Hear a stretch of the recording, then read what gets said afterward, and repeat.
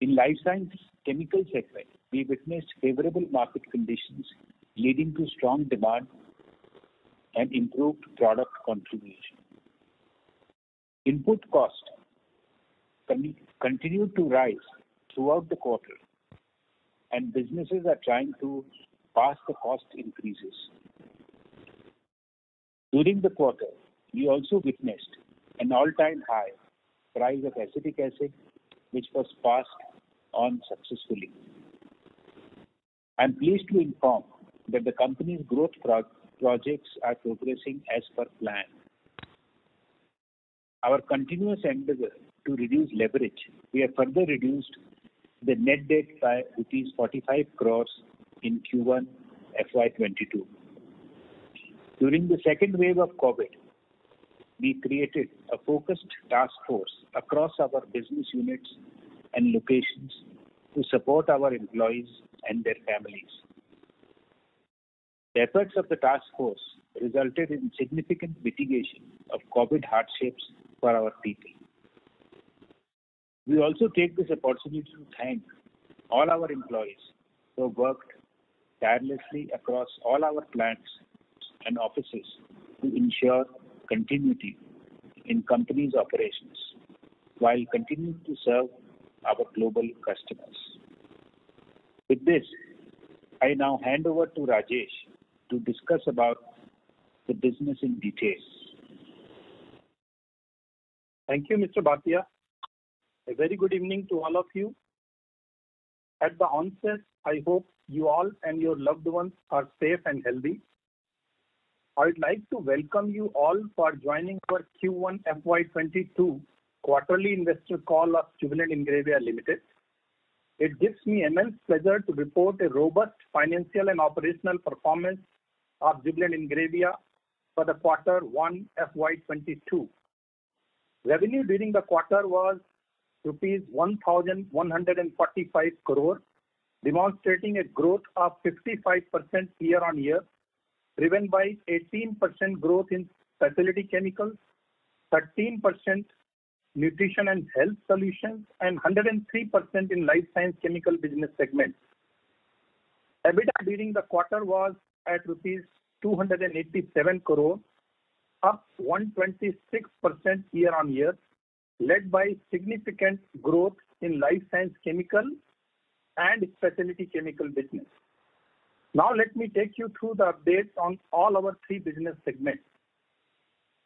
Specialty chemical revenue grew by 18% on year-on-year basis, driven by higher volume across product segment. EBITDA grew by 22% during the quarter, along with superior EBITDA margin of 27.7%, which is 88 basis points higher than Q1 FY21.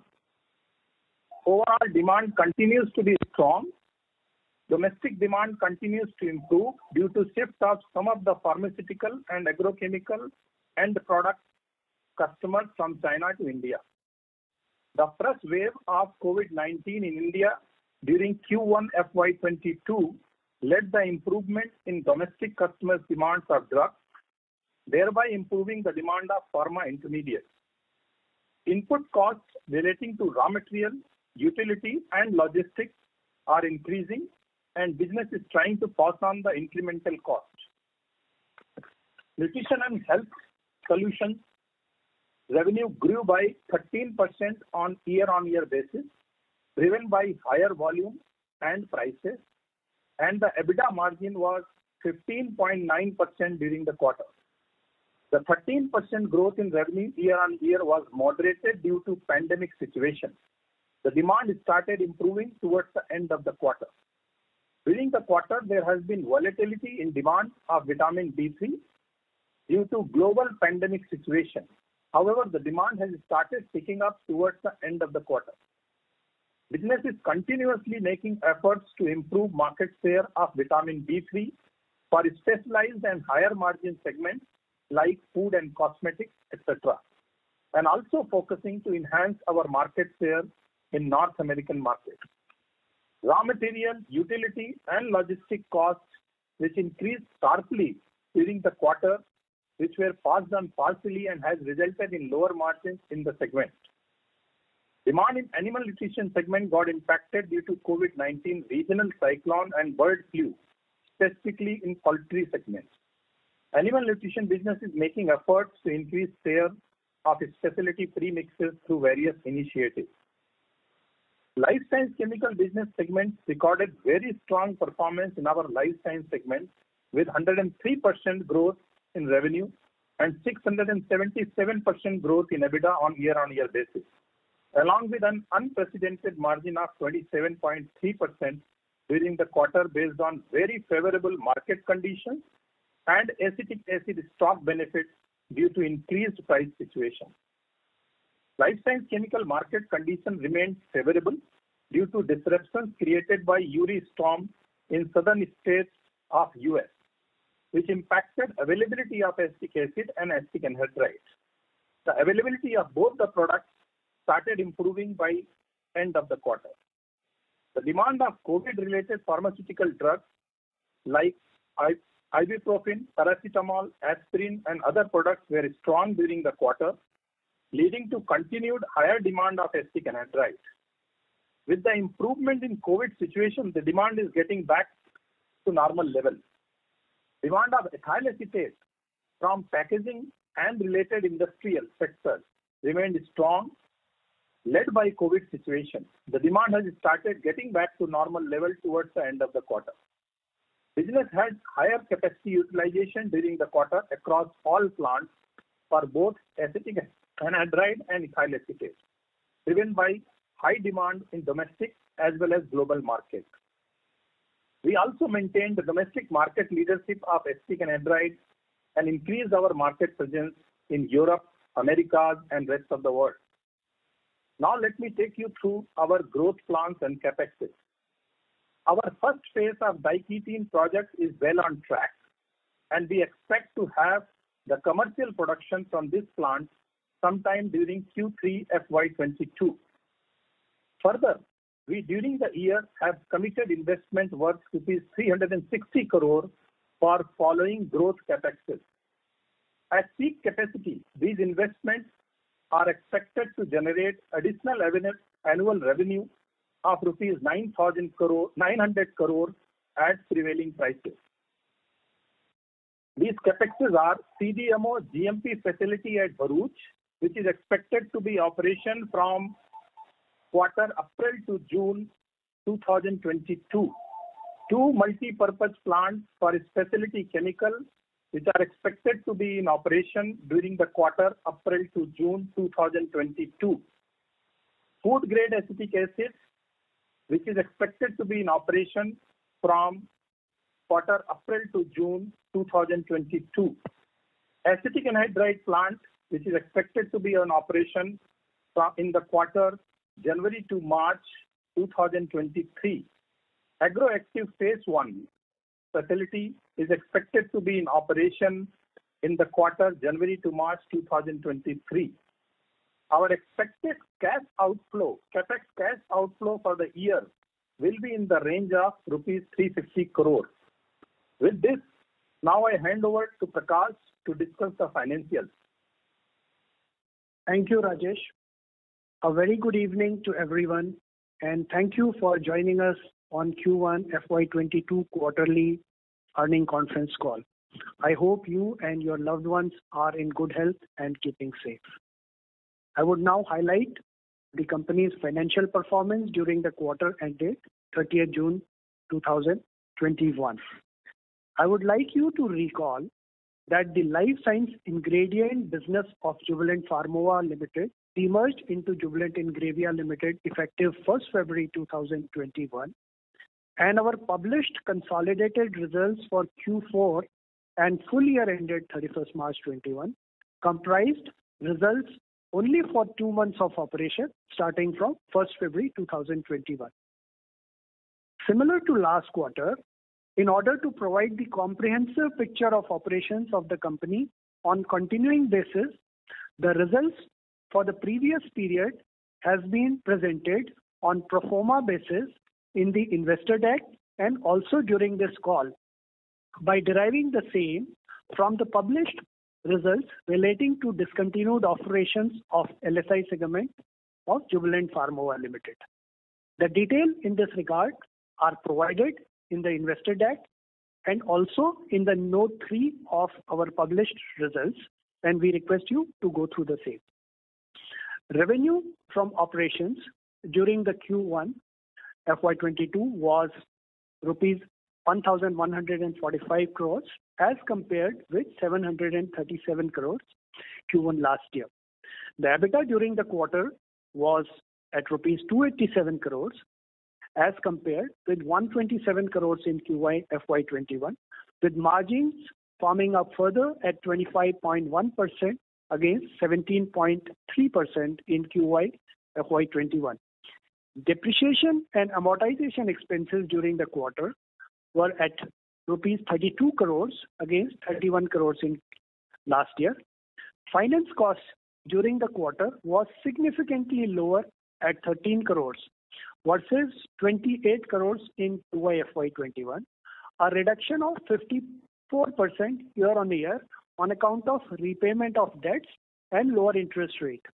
The average debts were lower by 706 crores in Q1 FY22 over Q1 FY21, and the average blended rate of Q1 FY22 was 7.09% against 7.84% in Q1 FY21.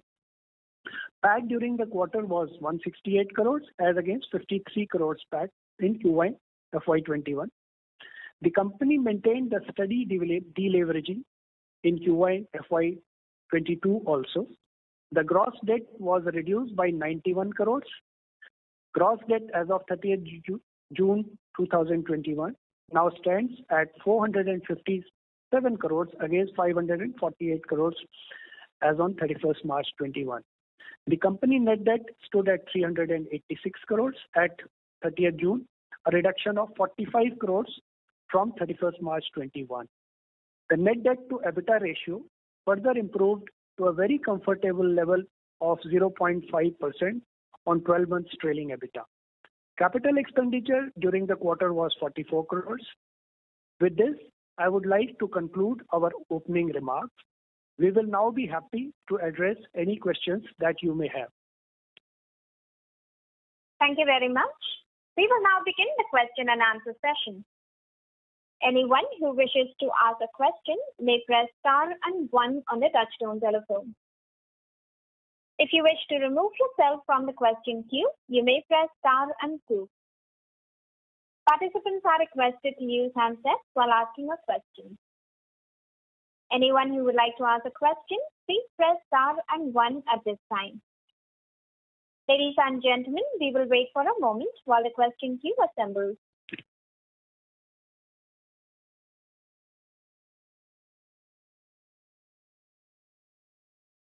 The first question is from the line of Rahul Veera from Abacus. Please go ahead. Hi, good evening, sir. Congratulations for the bumper result. So just wanted to understand in terms of our Daikitin capacity that's going to come online. Have we started test marketing via trading or marketing from any other players? Have we started feeding the market, sir? What kind of response are we getting for that?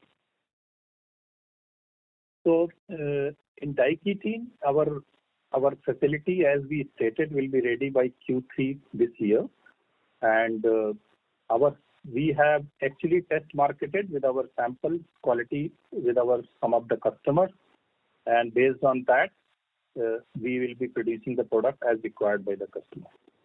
Okay. And sir, a product will have any overlap with Laxmi Organics products or customers? Yeah, some of the products will be also common, and most of the products for future we are developing the value-added products. So, of course, some of the products may be common. Okay. So, can we assume that there will be some kind of a market formation that will be required from our end by lowering the prices of the products? No, I think there is a lot of imports of the products. So we will be substituting basically imports. Okay. Fair point, sir. Thank you. Thank you. The next question is from the line of Rohit Nagraj from Emkay Global. Please go ahead. Thanks for the opportunity and congrats on a really good set of numbers. So the first question is in terms of the capacity utilization for the newer project. So the capex that we are doing and it will be coming into phases. When do we see optimum utilization of this incremental capacity? Maybe over the next 2 years, 3 years, 4 years? Thank you. So in each case, the capacity utilization of the new capex takes time. So we plan to utilize the full capacity after 1 full year. So after 12 months of operation, we expect to utilize 80 to 90% of our capacity in each of the investments which we are trying to do. Understood. So the second question is in terms of the price transmission. So you indicated that in most of our, all of 3 segments and in terms of individual products across the segments, we have been able to pass on the price hikes at least partially or completely in some cases. So is it completely passed on now since we are in, probably mid-July? And some of the prices of our inputs such as acetic acid have now started receding. So the entire price increase from the input cost front, logistic as well as other inflation, is it completely passed on? Thank you. So as you must have seen that last quarter has been very, very volatile in terms of input pricing, and it has been continuously increasing. So we have been working to pass on the prices, and with a lag, I think we normally try to pass on in every product. So if you ask me today, I think depending on product to product, there is a situation of 100% passed on and partially passed on. But our endeavor is that after a lag, the input price increase is to be passed on. Right. And if I can just squeeze one more question. In terms of the life sciences segment, we have certainly benefited because of the acetic acid stock situation. Could you quantify what was the benefit due to the lower price stock? So it is very difficult to give you the exact number.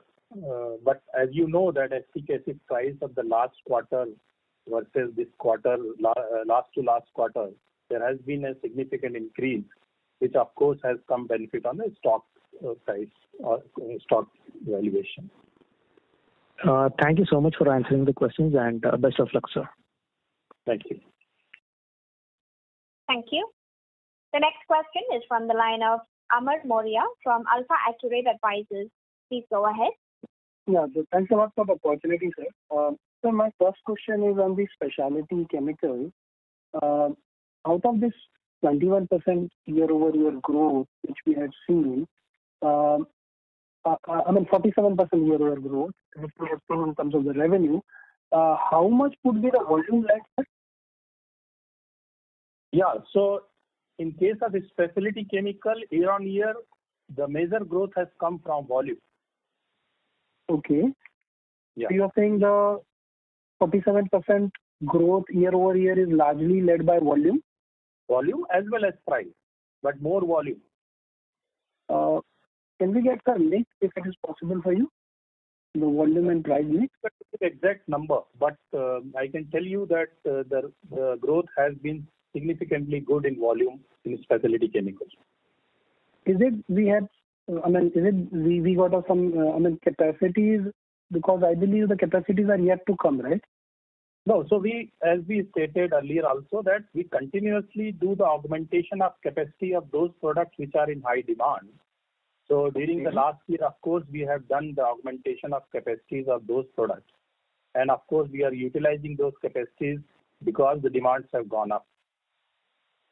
Okay. Because I also assume that why I was asking is that I believe, the pyridine prices overall and the derivatives of the pyridine prices have also gone up on a year-over-year basis. So just wanted to understand, obviously we would have benefited because of the volume also, but there would be a good portion of the price increase which is also sitting in the revenue today, right? Yeah, so there is a portion of price increase, but as I stated earlier that the price increase happens gradually. So definitely the partial impact has come and further impact will come in future as well. Okay. So basically, you are saying that still you have not been able to pass on the whole prices. This is exactly I said earlier also, that in some products, of course, partially we have passed on, in some products we have passed on. Okay, and you expect these prices to sustain, sir? Depending on the input prices, definitely if the input prices remains at this level, these prices will be sustained, definitely sustained. Okay. And how about the situation would be in your life science chemical? I believe there the spread was significantly in our favor, right? That is primarily visible with the EBITDA margin. But in terms of the revenue growth also, the revenue growth has been very sharp. So is there some capacity addition we did here in life science? Yeah, in life science chemical, if you recall, we had added one plant of anhydride in 2020. And that is coming handy to us in getting our volume growth, along with the positive scenario of market as well as raw material prices. Okay. But it would be easy if we can give some mix of the price and volume which we got benefited in specialty and the life science. Is it possible for you, like 40-60, how the benefit has been, so that it helps for understanding the future better? So, it becomes very difficult to give those specific numbers, but you can fairly calculate that what was the acetic acid price in the quarter 4 and quarter 1, and that's the gain everybody must have got, whoever has the inventory of whole. And of course, there has been some positive market conditions as well because of the demand scenario. Demand was high and the availability was low. So both put together, the benefit has come.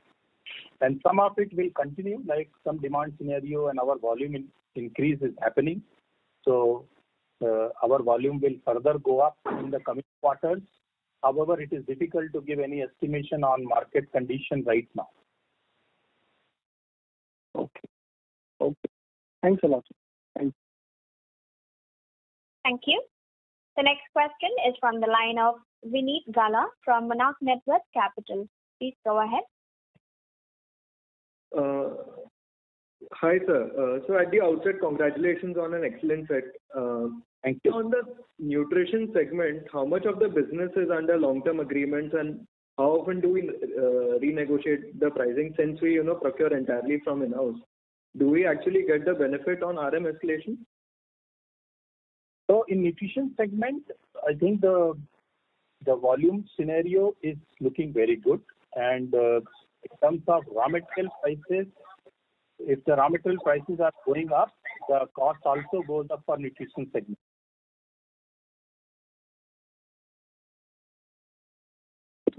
No, regarding the nutrition segment, our contract is normally quarterly. So on contract prices, we are not able to increase, but next quarter we will be able to increase the price. Yeah, sorry, I missed that question. So basically, in nutrition segment, we don't have any long-term contract. We normally have the volume commitment for a year or the quarter, and the prices are mostly driven on quarter basis. So if the price goes up, in raw material cost goes up, we are normally in a position to pass on with a lag. Okay, got it, sir. But do we get benefits on our, considering we procure it entirely in-house? So do we get the benefit? No. So we always transfer the internal raw material through arm's length pricing. So obviously, if the raw material cost has gone up, even the internal transfer of product will be at higher, obviously, because it has to be transferred with the arm's length pricing, transfer pricing. Got it. Thank you. That's it from my side. Thank you. Yeah. Thank you. The next question is from the line of Rohan Gupta from Edelweiss. Please go ahead. Hi, sir. Good evening and congratulations on very strong set of numbers in the current quarter. Sir, 2-3 questions from my side. First, you gave a capex outlook for the current year, almost 260 crore with the revenue potential of 900 crore rupees. So can you give further segmental, like, how much of this coming in which segment, and the revenue which you gave that is contributing to this segment, further breakup of this CapEx and the revenue? So difficult to give you that specific, but I can in general tell you that most of our capital investment gives us in a range of 2 to 2.5 times of investment to the revenue.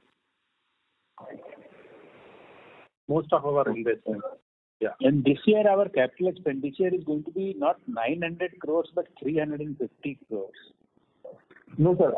I think the growth CapEx which sir mentioned, Rajesh mentioned, that is 260 crores, the revenue potential of 900 crores. I think that number is at the peak capacity. Yeah, that is for about 3 years. Yes, during the 3 years period. Yeah.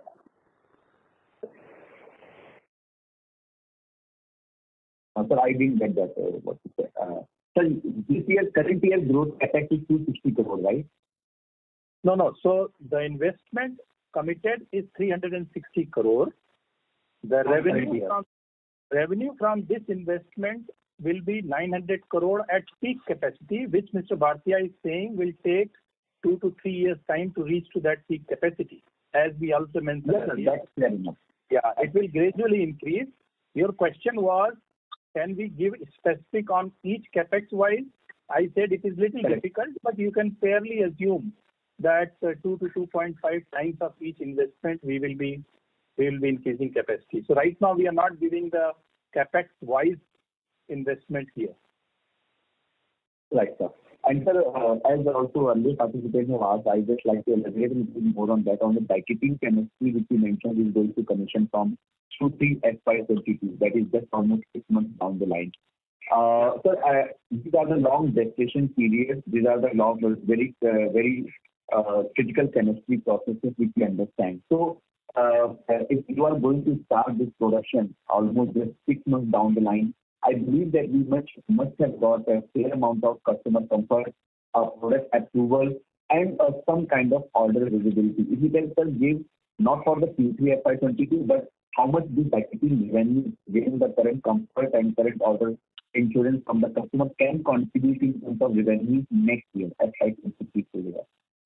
So as Mr. Bhartia has mentioned that most of volumes, if you see diketene today in India is being imported, right? So we are going to replace most of the imported volume. And we have already communicated earlier that our capacity is going to be in the range of 6 to 7,000 tons. So we will try to place this capacity in 1 year, 1.5 year time. We are confident that 6 to 7,000 tons of capacity which are going to put by Q3 FY22. Maybe over the next year, we will be able to fully utilize that. During 1.5 year time, 2 years, we should definitely be placing that volume. Okay. Sir, when we talk about import replacement, so can you just give some size of the opportunity in diketene-based chemistry which is coming or getting imported in India right now? Yeah, today if you see the imports of diketene in India is in the range of 4 to 5,000 tons. And sometime it goes up, sometime it goes down, but in the range of 4 to 5,000 tons. This 4 to 5,000 tons are include the value-added parts as well, right? No, mostly these are basic chemicals. Not value-added products in India is not very large. Okay, so it's a plain vanilla commoditized product which is talking about getting imported in India. 4 to 5,000 tons is the market there. Yes, and also we are working towards the value-added advanced intermediate and exports, which we have mentioned earlier. Okay. Now, sir, when we are talking about the diketene commissioning, first our focus is more on the replacing the imports, right? We are directly not looking at the export opportunities or the customers which we are already dealing with. We are not trying to sell to them right now, right? These are very, very specific questions. I think we will deal it when we reach to the market. But broadly, we have explained you our strategy in diketene. See, what for exports will be doing value-added intermediates out of diketene for exports. Right. Okay. Just last question from my side. So we have definitely gained significantly in the current quarter from the higher commodity prices we've seen acetic acid and acetic anhydride, which you already mentioned. You also mentioned that the prices are now, because the pandemic is getting over, seems to be the prices are stabilizing right now. So where do you see that for the current year? If you can give some outlook in terms of margin profile of the life sciences business. I understand the current quarter has seen a significant benefit of price increases. Where do you see, sir, that this segment, life sciences business, can contribute in terms of EBITDA for the current year, full year FY22 in normalized profit? So all the three business segments are doing very well. They are very strong in terms of demand scenario, except for life science chemicals, where the pricing scenario nobody can confirm for future. I can confirm you that our specialty chemical as well as vitamin businesses, volume as well as prices are in a good shape, and we expect the overall year to perform much better than last year. See, overall, we expect to perform much better than the last year. Yes, sir, that is very much sure, because it will also from the current scenario. The cost prices are on much higher than the last year. That we agree and understand, sir. I just wanted to understand that where the normalized profit can be in life sciences business. In the life science chemicals, our demand situation remains very strong, and that is why we are adding more capacity there. So demand is very strong. Therefore, we expect a good volume increase in our life science segment. Right, sir. Sir, thank you very much. Thanks a lot. Thank you. The next question is from the line of Deepak Poddar from Sapphire Capital. Please go ahead. Thank you very much, sir, for the opportunity. So, just wanted to understand, you did speak about the passing on the input prices, and it comes with the lag. So currently itself, we kind of did quite a decent EBITDA margin. So is there any scope for improvement that we're talking about when we are able to completely pass on the input price increase on an overall basis? See, overall, we cannot say that. As Rajesh mentioned, that we have increased we have been able to pass on in most of the segments. In some segments like nutrition, where there is already a contract during the quarter, in some quantities where contracted quantities we are not able to pass on, which we'll be able to pass on during the second quarter and during the third quarter also.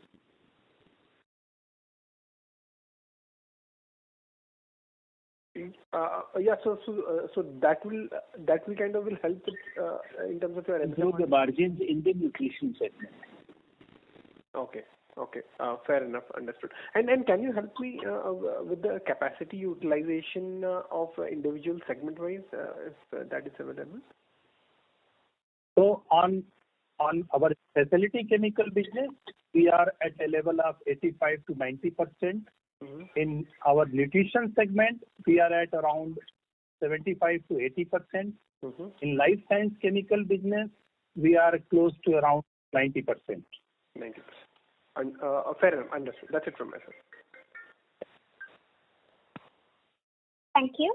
The next question is from the line of Alisha Mahavla from Envision Capital. Please go ahead. Hi, sir. Good evening, and thank you for taking my question. To start with, just taking the previous question forward, while you shared the capacity utilization, for most of the segments except nutrition, your capacity is completely utilized or almost close to being utilized. So is it fair to assume that incremental growth, at least for 1.5 year, will only be from the diketene business, and then the capex that will come in FY23 will be the next leg of growth driver? Or is there plan to do any debottlenecking at existing facilities also? Yeah, very right. So, in most of our products, we continue our business excellence approach of continuous improvement in capacity to debottlenecking to improvement in our processes. So, wherever the demand is increasing of product, we are in a position to augment the capacity very quickly, and this is a continuous process. So whenever we talk capacity utilization, it is of today, but that doesn't mean that for next 1 year it will be static. In some of the products, we are already working on bottlenecking the capacity. In some of the products, we are ready with the additional capacity. So quarter on quarter, there is an improvement in capacity availability for different set of products. And therefore, there is an opportunity, and you can see that last 3-4 quarters, there has been an opportunity for us to take a growth of volume from augmenting the capacity. So if I may just ask for clarification, you are doing close to double-digit volume growth in most of your segments, and you're saying you can maintain this kind of volume growth through capacity augmentation, which can be done very, very quickly and at minimal cost. So in product to product, we can say that the growth will be possible. In some products may not be that double-digit growth, but wherever there is a possibility of augmenting the capacity, we are definitely doing that. Sure, got it. And can you also tell us what is the capex that you've done in the Diketene business? The value of capital investment? Yes. Yeah, so very difficult to give that number because most of the time these capital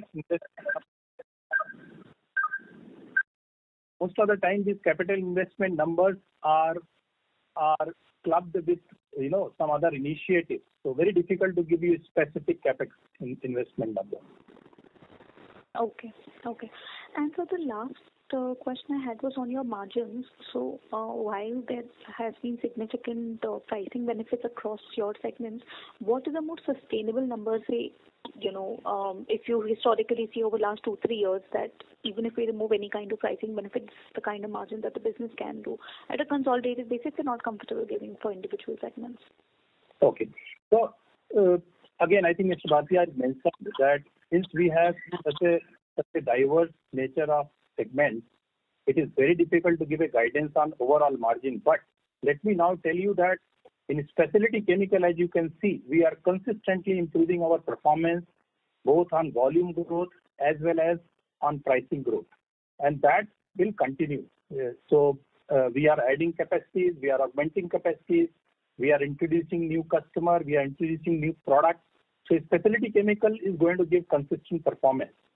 On nutrition side, the last quarter has not been very good with regards to our price passing on, as Mr. Bhartia already mentioned. We expect the nutrition segment to do better performance in terms of margin as well as volume. So, and life science chemical is a segment where it is so difficult to give you a scenario of margin in future. But one thing which we have informed you that in life science chemical, the demand scenario is very strong. We have added capacity 1.5 years before. We are adding more capacity which will be ready after 1 year. So we see consistent demand scenario. We see our requirement of products in global market. What we cannot confirm today is the future scenario of market as well as input pricing. And therefore, it is difficult to give the margin scenario of life science chemical, which we have been saying always. Hope it helps you a little bit in your scenario building, please. Okay, sir. Thank you. Thank you. The next question is from the line of Pratik Kothari from Unique PMS. Please go ahead. Hi, good evening, and thank you for the opportunity, sir. Sir, in terms of our acetic acid price, if you can just throw some light, what the price would be, say, currently, what it was in the quarter that we just reported on a per kg per ton basis, and historically what the movement has been. Yeah, so the acetic acid price last year, Q1, was in the range of $350. And the last quarter, which is Q4 21, was in the range of about $700 average. However, in Q1, it has been average about 1,050 or 1,080. That's the range we are talking. The exit quarter price of last quarter have been around 1150, 1160. So that's the acetic acid price range. Hope it helps you. Yes, absolutely, sir. And also, in terms of the capex that we have planned of 360 crores and we are guiding for 900 sales potential whenever 2-3 years down the line. But you also mentioned that it's at prevailing prices. So if this acetic price is to correct and come back to normal historical range, should this number be revised downwards accordingly? Yeah, slightly variance you will find, but other products may also go up. So we are giving you a number which is on an average that revenue will come. So yes, you're right. Product to product plus minus can happen. But broad number, I think we should be definitely that number or maybe little better. Okay, fair enough. And sir, given the huge surge in price that we saw in terms of our chemical, your LSE business, is it fair to assume that we chose to sell more of the chemicals in the market because of large windfall of profits that we were getting, rather than upstream it and convert it to, say, a specialty chemical or a health nutrition business? No. So let me give you a comfort that we do not consume acetic anhydride internally, right? So there is no way that we have diverted our internal volume to outside. Same way in ethyl acetate, very, very insignificant volume we consume internally. So both these products, we don't see any divergence. What we transfer from life science chemical business is a product called acetaldehyde and formaldehyde. Now those products we don't sell in market as such. So what you are assuming is not correct. Okay, that is very good. Fine. Fair enough, sir. Thank you and all the best. Thank you. The next question is from the line of Hussein Boricha from Joindre Capital. Please go ahead. Hi, sir. Good evening. Thanks for the opportunity. So my question is again on the margin side. So we did a 25% EBITDA margin this quarter against 17% last, and this is mainly attributed to, you mentioned, in the LSI segment, or life science segment, which is because of the lower raw material cost. So just wanted to understand if this impact would continue in Q2. So if not, then our margin will again go back to 17% in this coming year. Is my understanding correct? On quarter, again, giving the margin guidance is very difficult, and we have been always saying that it will be good for life science chemical to definitely observe us on absolute EBITDA value. So that is why asking.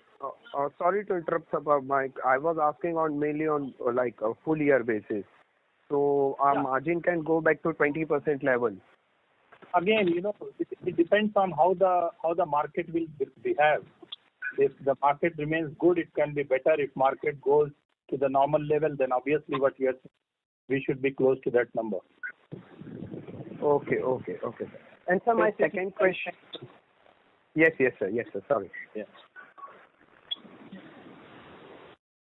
Hello. Yes. You were saying something, sir. No, that's what I said. Specifically in life science chemical business, margin difficult to say. So if the market conditions remain good, we can even do better. So we don't know. Can't comment. Okay. Understood.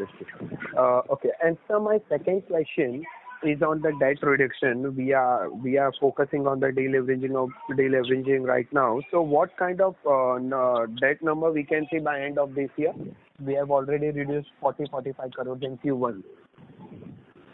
Hitesh, as you see that we are generating very, very healthy cash flows. Mm-hmm. We also have capital investments lined up. Our current endeavor is to meet the investments from the internal accrual. So as it is, we do not plan to add debt. So that's where we are.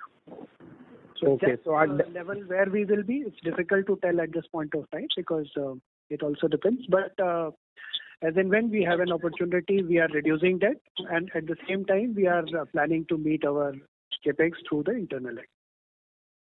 So our debt to EBITDA level is only 0.5, so very comfortable. Okay. So it will the debt to EBITDA level will remain at this level, so we won't need any debt for this capex. Yeah. No. Yes. Capex is likely to be from internal cash generation. Okay, understood. Yeah, sir. That's all from my side. Thank you, sir. Thank you. The next question is from the line of Rushabh Sher Dalal from Praveen Datila Share and Stock Brokers Limited. Please go ahead. Yeah. Hi. Thanks for the opportunity and congratulations on a great set of numbers. Just a slightly longer term outlook question on the CDMO business. So, you do mention it in your presentation that the CDMO GMP facility at Bharuch is expected to go into operations from April to June. So, is this a sort of business where we'll be, doing the contract research and CDMO activities for companies like Syngenta or DuPont, and what sort of companies would be there in this kind of an arrangement, and contribution to the revenue and EBITDA, 2 years down the line? If you can give some picture to the investors. Thanks a lot. You see, we cannot talk about companies whom we are doing business. We are doing business with both pharmaceuticals and agrochemical companies. But our margin and the demand remains very strong, and that is why we are investing to increase capacity. Apart from this, we are also increasing our capacity, as mentioned by Rajesh, in multi-purpose facility, which are non-CGMP intermediates. That also has a very good traction. So with non-CGMP and CGMP both, we do for both pharmaceuticals and agrochemical companies. And that also large pharmaceutical and agrochemical companies. So the margin there is very strong and growing. Okay. But some sort of a ballpark number that you can give in terms of revenue and in terms of margin, 2 years down the line, because this business seems promising. The business is very promising, as you rightly said, and that is why we are investing into both CGMP and non-CGMP facility. So there is a demand for both non-CGMP products, mainly in agrochemicals and pharmaceuticals, and also in CGMP, mainly in pharma products. Okay, but any ballpark number if you can share with us, if that's possible. Overall, we have said that it will add to about 900 crore sales, which also includes CDMO, but we have not separately called out on how much will be that CDMO and how much will be the other products. Okay. Thanks a lot. I can only say that we are adding these plants because our future demand from the existing customers and the new customers are also growing. Okay. Thanks a lot, and all the best. Thank you. The next question is from the line of Vipul Shah from RW Equity. Please go ahead. Yes, congratulations on a good set of numbers. My question was on, life science, sustainability of the life science EBITDA margins. But I guess I have, you have answered it very clearly that the margin which we recorded this quarter cannot, be taken as a proxy. So we probably will have to moderate it a bit. Is that understanding correct? No, you see, as Rajesh said very clearly, you should not focus on the margin, you should focus on growth of EBITDA. That is very important. So, absolute EBITDA? Yeah, absolute EBITDA growth. This way, sir, the absolute EBITDA which we recorded this quarter, is it fair to assume that the quantum of the EBITDA will be sustained going forward? No, we cannot say that because of the different uncertainty in both raw material pricing is very important. There is a complete volatility in the raw material pricing, so we cannot comment on this. But we can only say that the demand situation is very strong in all our products in life science segments. All right, sir. Thank you. Thank you. The next question is from the line of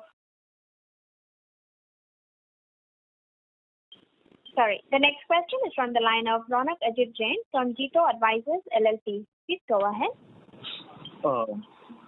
Hello, sir. congrats for your absolute and fabulous result. And actually, I need to ask you about I need to ask you about the future expansion plan. And I believe in your business and in the quarterly results and year-end growth also. Just I want to understand the future expansion plan, what you are going to do for further having a good result, maintaining this result as on. So some of the expansion plan you have seen in our speech as well as in our presentation, the capexes which we have already committed. And further, I just want to inform you, we are working on a specialty chemical side to grow our business both in CDMO as well as our specialty chemical, and also in nutrition side. We are planning to grow in vitamin B3 and other products. So these are our growth plans along with the anhydride, which we have just informed that we are adding one more capacity. So all the three segments, we have a clear growth plan and we are moving towards that, implementing it as we have communicated in the past as well. Sir, you are going to acquire any acquisition for the future, like as of any plan of like that? As of now, we are not working on any acquisition. Okay. Thank you. Thank you. Thank you. The next question is from the line of Kavita Thomas from First Global. Please go ahead. Yes. Hello, sir. Thank you for giving me this opportunity. So my question is on this specialty chemical segment. So, sir, I just wanted to understand if I even see on a sequential basis, the specialty chemical segment revenues are almost flattish, but there is a significant improvement in the margin, so, and it's quite significant. So from around, I think 21% or something, it's gone up to 27, 28%. So could you cite some specific contributors to this significant improvement in margin? So on sequential basis, why you are finding flat is because during Q1 in domestic market and also in global market, demand has got little bit impacted, right? Between Q4 to Q1. With regards to margins, I think our product mix is improving. As we have communicated that we are seeing a good traction on our CDMO business where our margins are better. We are getting a good traction on some of the products where we are getting a better pricing also because of our niche capability, and on our capacity side we have unique capability. So margin is improving because of our product mix improving. And volume side and sequential basis, the revenue also we can see the growth in coming quarters. Okay, sir, I actually wanted to understand, sir, when you say specialty chemicals, as far as I know pyridines, which are there as part of the segment. Could you just give some examples so that it gives us an idea in terms of, what kind of specialty chemicals are we, talking about, which is giving us this improved margin? Some flavor on that. So in pyridine and pyridine beta, alpha, gamma, this is one product range in specialty chemical. But we have a host of products which are very high value and 6-step, 5-step chemistry, which are used for specialized products. And we have almost 25-30 products which are going in pharmaceutical and agrochemical fields. So these are the products where we have niche customer and niche business. The margins are good. As well as this CDMO business where we have developed the product specifically for customers, and they are also some products are 6, 7, 8-step chemistries. So these products are definitely higher margin products, and it's a continuous process of adding value. So specialty chemical business is not a constant business.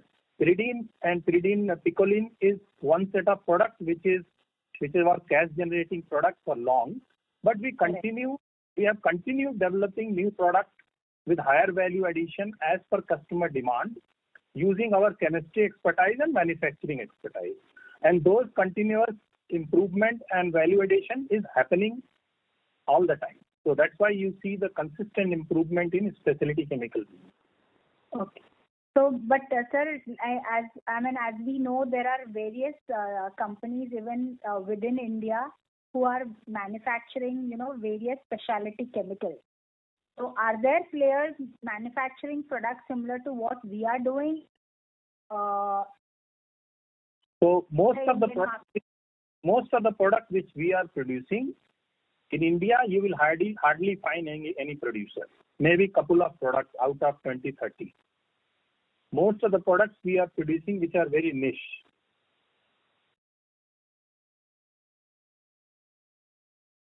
Thank you. Ladies and gentlemen, that was the last question for today. I now hand the conference over to the management for closing comments. Thank you, everyone. We appreciate the time you spent interacting with us today. I hope that we have addressed all your questions and queries comprehensively. If you have any unanswered question or any area where you have a clarification that we need to provide, please get in touch with the IR team and we will be happy to engage and clear those doubts.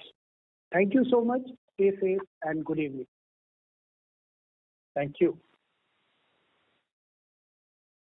Thank you. On behalf of Jubilant Ingrevia Limited, that concludes this conference. Thank you for joining us, and you may now disconnect your line.